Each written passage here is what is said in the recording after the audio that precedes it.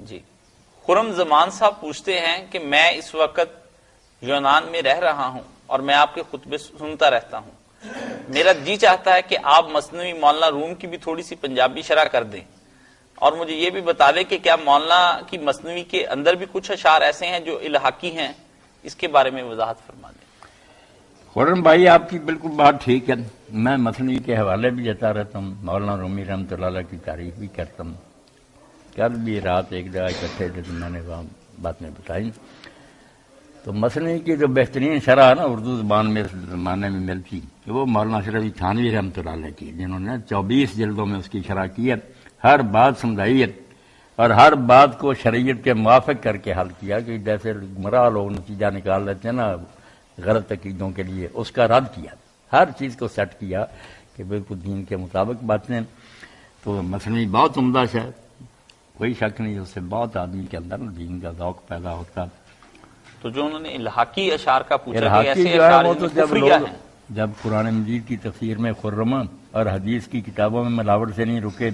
تو ان بزرگوں کی کتابوں کا کون معافظ تھا؟ کئی لوگوں نے الحاقی چیزیں بھی ملا دی، ان سے بچنا ہی چاہیے نا، علماء ان کی نشاندہی کرنی۔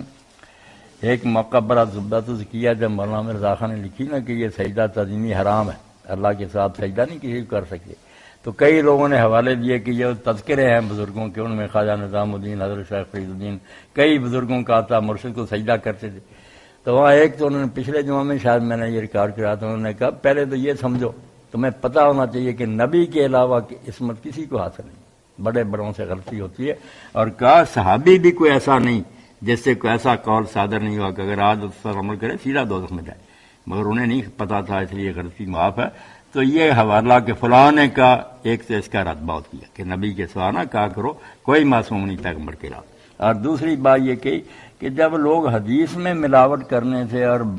منگر سے رکے نہیں تو ان تذکروں کا کون معاف تھا؟ الماریوں میں پڑے تھے، جس کی جی چاہے ملا دیا، تو رد کیا ان کا کہ ان کا کوئی ثبوت نہیں۔